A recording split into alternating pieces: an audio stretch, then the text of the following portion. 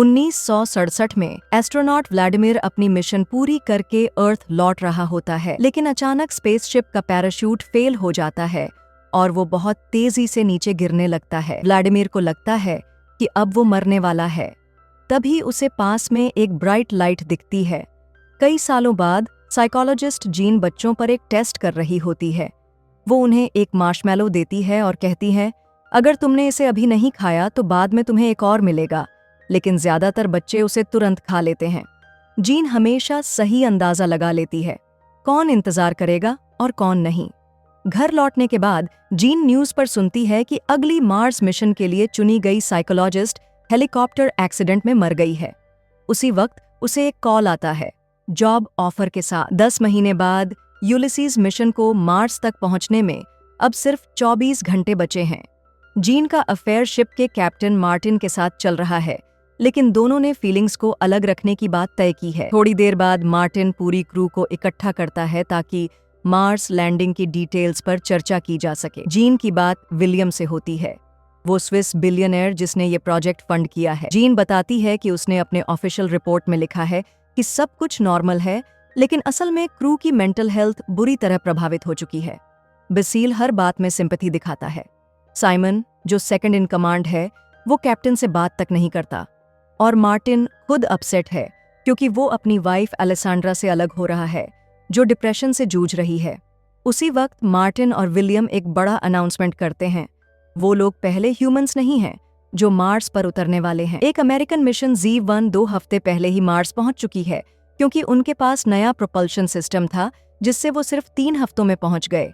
लेकिन उसके बाद अर्थ को उनसे सिर्फ एक वीडियो मैसेज मिला जहां एक एस्ट्रोनॉट कह रहा था कि उन्हें रेस्क्यू मत करना क्योंकि वो बहुत खतरनाक है। मार्टिन और विलियम ये बात 1 हफ्ते से जानते थे, लेकिन उन्होंने क्रू को इसलिए नहीं बताया क्योंकि उन्हें डर था कि पैनिक फैल जाएगा। अब वो बताते हैं कि उनका असली मिशन रेस्क्यू मिशन है। बाद में बजील और यान जाकर ईवा से मिलते हैं, लेकिन ईवा को मार्स के डेंजर्स की बातें सुनकर गुस्सा आ जाता है। यान उसे हग करके काल्म करता है और बजील जेलस होकर अपने रूम में जाकर सिक्योरिटी कैमरा से उन्हें स्पाई करने लगता है। उधर साइमन जीन से कहता है कि उन्हें कोई बेहतर साइकोलॉजिस्ट लेनी चाहिए थी, लेकिन जीन कहती है कि वो बस जेलस है क्योंकि उसने मार्टिन को चुना। मार्स पहुंचने में अब सिर्फ 30 मिनट बाकी हैं। क्रू सब सिस्टम्स चेक करती है, लेकिन सेपरेशन के वक्त आयरीन, शिप की AI, अनाउंस करती है कि सिस्टम फेलियर हुआ है। क्रैश से बचने के लिए किसी को बाहर जाकर मैनुअल सेपरेशन करना होगा। मार्टिन बाहर जाता है और कुछ सेकंड्स में इश्यू फिक्स कर देता है, लेकिन सेपरेशन के दौरान यूलिसीज स्पिन हो जाता है और मार्टिन को टक्कर मार देता है। वो स्पेस में दूर चला जाता है। क्रू उसे बचाना चाहती है, लेकिन फ्यूल नहीं बचा।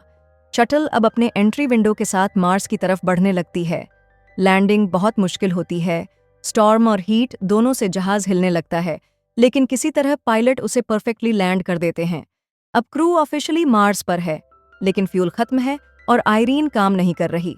लाइफ सपोर्ट सिस्टम भी बंद है, मतलब उनके पास सिर्फ 24 घंटे हैं जिंदा रहने के। अलेसांड्रा अकेले खिड़की के पास खड़ी होती है और अचानक उसे कोई फिगर दिखाई देता है जो हिल पर खड़ा होकर गायब हो जाता है। सीन बदलता है। कुछ साल पहले CEO इवान Z1 मिशन की घोषणा कर रहा है, जहां वो उसकी एडवांस्ड टेक्नोलॉजी दिखा रहा है।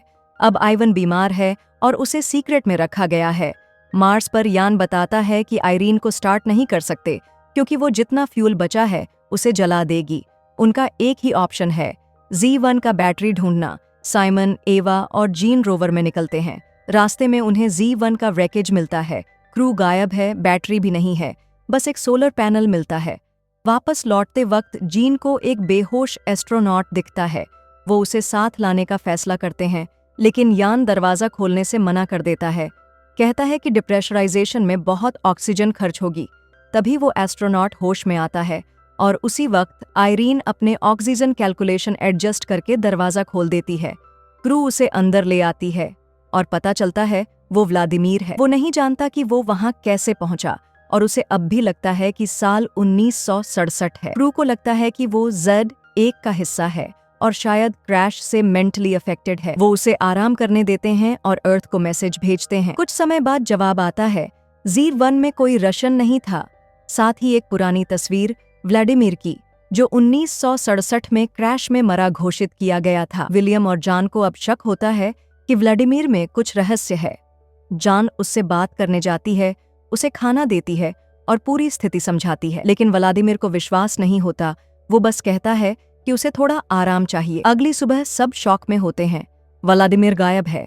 आयरीन उसे कहीं ट्रैक नहीं कर पा रही। उसका स्पेस सूट भी मिसिंग है। कुछ आर्ग्यू करते हैं कि उसे ढूंढना चाहिए या नहीं। आखिर विलियम अपने अथॉरिटी से कहता है, हम उसे ढूंढेंगे। टीम रोवर लेकर निकलती है। उधर बसील और एवा चोरी छिपे विलियम के रूम में घुसते हैं और एक सेफ पाते हैं, लेकिन एलेसांड्रा उन्हें पकड़ लेती है। उसी वक्त आयरीन अनाउंस करती है कि डीएनए टेस्ट पूरा हो गया है। व्लादिमीर का डीएनए नॉर्मल नहीं है, उसमें तीसरी स्ट्रैंड है, मतलब वो इंसान नहीं है। बाहर एक्सपेडिशन टीम व्लादिमीर को देखती है और उसका पीछा करते हुए एक एंशिएंट स्टोन स्ट्रक्चर तक पहुंचती है, जिसके ऊपर एक छोटी पिरामिड बनी है। अर्थ पर आइवन ये सब सुनता है। अब साइंटिस्ट्स थियोराइज करते हैं कि व्लादिमीर शायद मार्स पर बना था और वो कोई एआई ऑर्गेनिज्म है जो दशकों से जिंदा है। आइवन इसे अपने इलाज के लिए एक पॉसिबल सोल्यूशन मानता है। मार्स पर व्लादिमीर को वापस शटल में लाया जाता है। अब वो मान चुका है कि 50 साल बीत चुके हैं। आयरीन बताती है कि वो स्टोन स्ट्रक्चर कुछ एंशिएंट अर्थ आर्ट से मैच करती है, जिससे मार्स और अर्थ का एक पुराना कनेक्शन दिखता है। जीन नोटिस करती है कि विलियम इस बात पर हैरान नहीं हुआ। अचानक अलार्म बजता है। इरेन अनाउंस करती है कि इलेक्ट्रोमैग्नेटिक डिस्टर्बेंस डिटेक्ट हुआ है। दरअसल आइवान ने एक और जहाज भेजा है, Z2, जो अब मार्स पर उतर रहा है। Z2 का कैप्टन जेमा और एलन शटल पर आते हैं। एलन वही साइंटिस्ट है जिसने प्रोपल्शन सिस्टम बनाया था। वो जहाज चेक करके कहते हैं कि सब ठीक हो सकता है, बस फ्यूल की जरूरत है। इस बीच जीन को हिप्नोसिस के दौरान की बातें याद आने लगती हैं। व्लादिमीर ने कहा था, ह्यूमंस अपने प्लैनेट का ख्याल नहीं रखते। मुझे नहीं लगता ये रेस ज्यादा समय तक सरवाइव करे। जीन ने भी उससे सहमति जताई थी। विलियम गेम्मा को शटल घुमाकर दिखाता है और गेम्मा कैजुअली क्रू से पूछती है, वो स्टोन स्ट्रक्चर कैसी दिखती थी? क्रू एक दूसरे की तरफ देखती है, क्योंकि अब उन्हें एहसास होता है जेमा पहले से सब कुछ जानती है। अब विलियम के पास सच बोलने के अलावा कोई रास्ता नहीं बचता।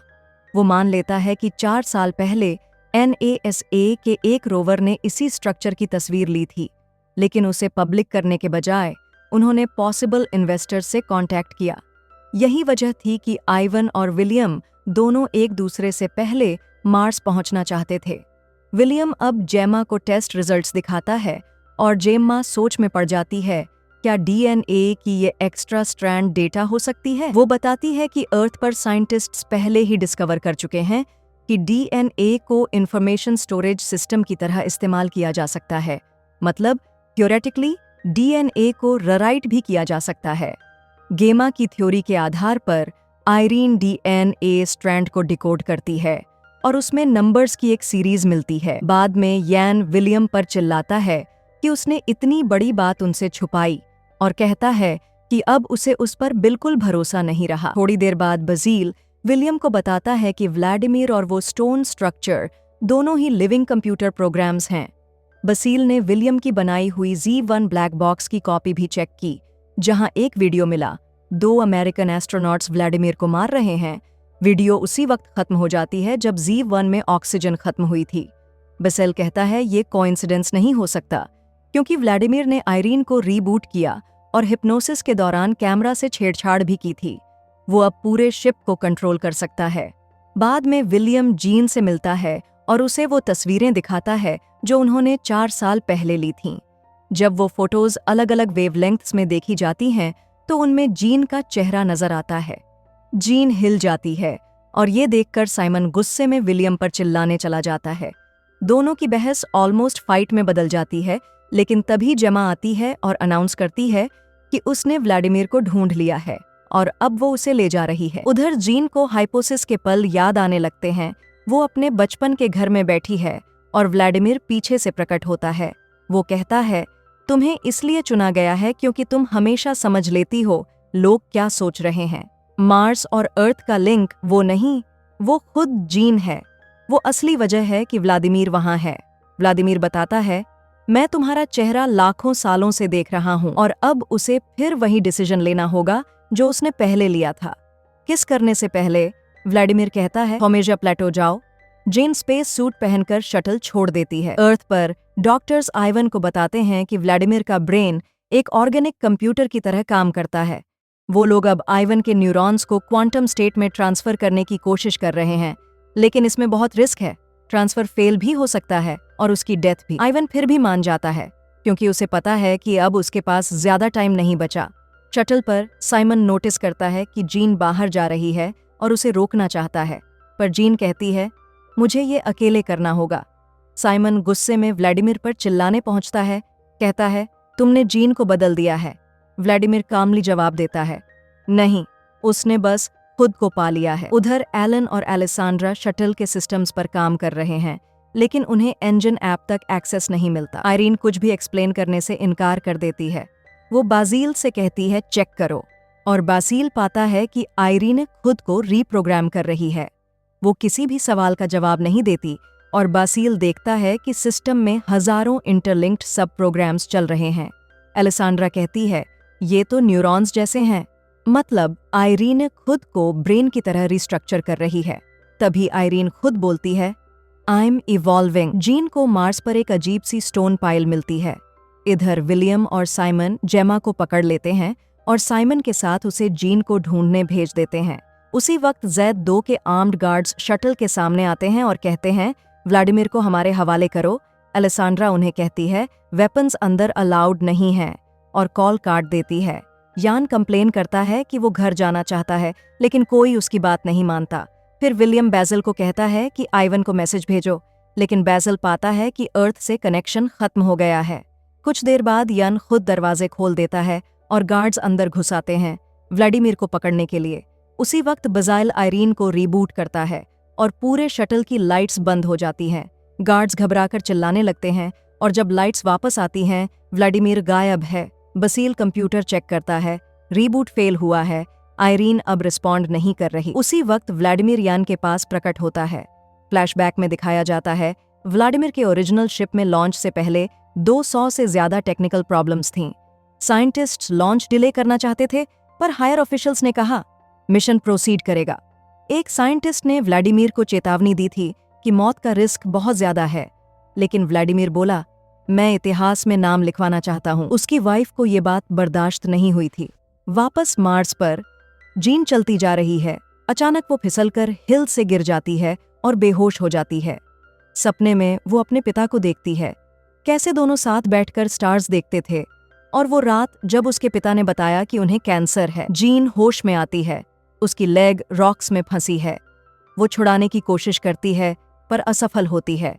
आखिर जब वो ऑलमोस्ट हार मान लेती है, उसे जेमा और साइमन से कांटेक्ट मिलता है। वो प्रॉमिस करते हैं कि वो जल्दी ही उसके पास पहुंच जाएंगे। शटल में Z2 गार्ड्स क्रू को मारना शुरू कर देते हैं ताकि वो जेमा को कॉल करे। जेमा सुनती है कि व्लादिमीर गायब है, फिर भी वो कामली कहती है कि वो लौट कर आती है। साइमन हैरान है कि जेमा अब भी जीन को ढूंढने तैयार है। उसी वक्त बासील के कंप्यूटर पर एक मैसेज आता है।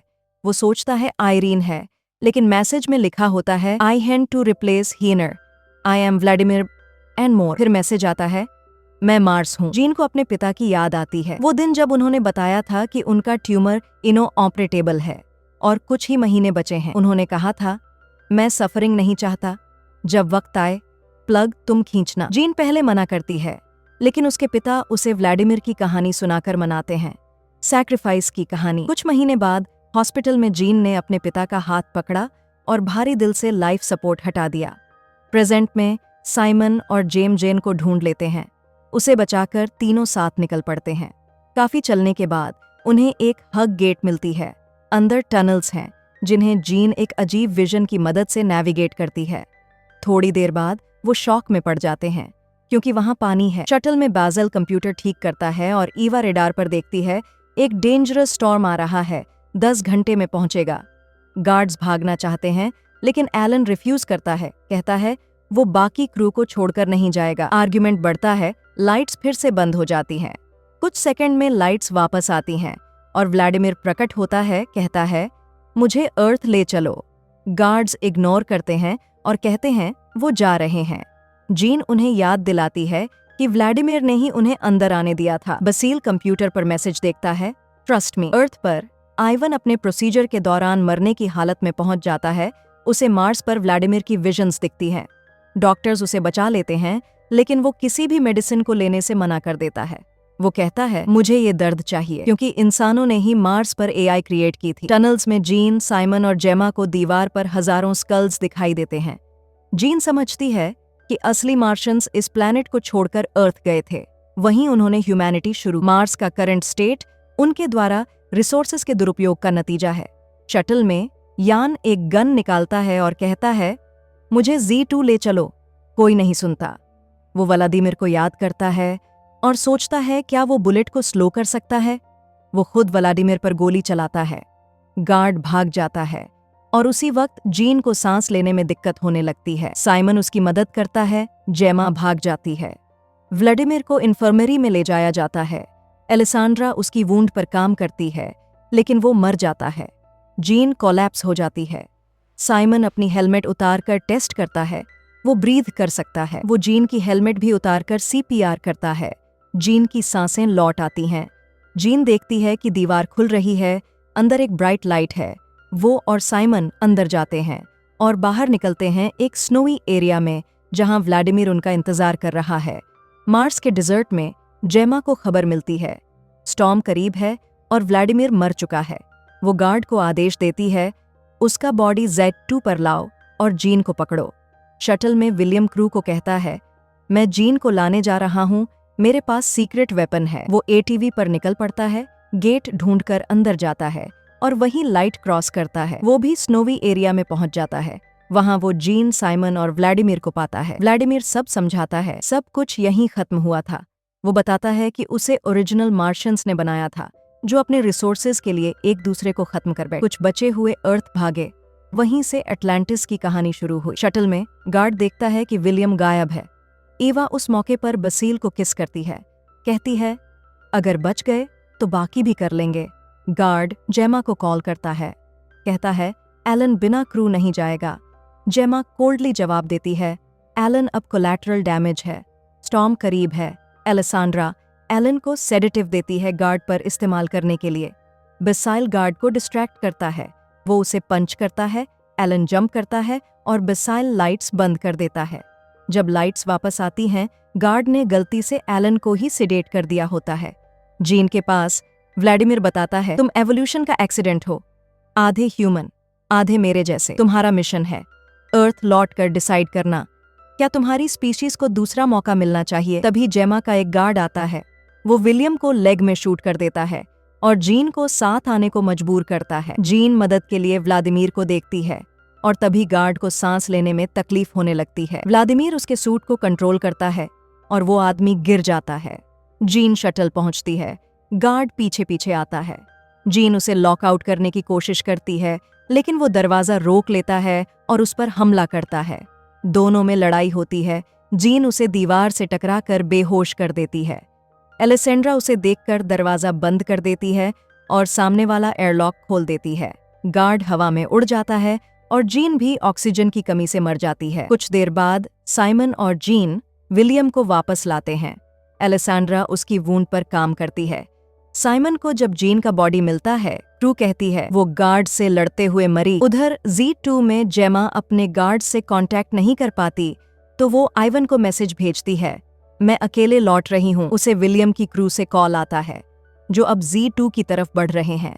जेमा पहले मना करती है, फिर विलियम कहता है, तुम हमसे बेहतर हो जेमा। वो गिल्टी महसूस करती है और उन्हें लेने को मान जाती है। अर्थ पर आइवान जेमा का मैसेज देखकर गुस्से में Z2 शिप का कंट्रोल ले लेता है। जब क्रू Z2 में पहुंचती है, शिप काम नहीं कर रही होती। जेमा समझती है आइवन ने सिस्टम अपडेट करके उन्हें लॉक आउट कर दिया है। स्टॉर्म बहुत करीब है। जीन मार्स से कहती है, अब क्या करूं? तभी उसके दिमाग में मेमोरीज की बाढ़ आ जाती है। शिप खुद एक्टिवेट हो जाती है और स्क्रीन पर मैसेज आता है, हेलो। वो देखती है एक गार्ड Z2 के पास पहुंच चुका है। टेक ऑफ में 4 मिनट बाकी हैं। स्क्रीन दिखाती है, फास्टर लॉन्च असंभव। गार्ड इंजन्स पर गोली चलाने वाला होता है। तभी जीन उसके सामने आती है गन के साथ। वो उसे मारती नहीं, बल्कि उसका हेलमेट डैमेज कर देती है और मार्स खुद उसे खत्म कर देता है। फिर जीन कहती है, सिमोन बिना मेरे निकल जाओ।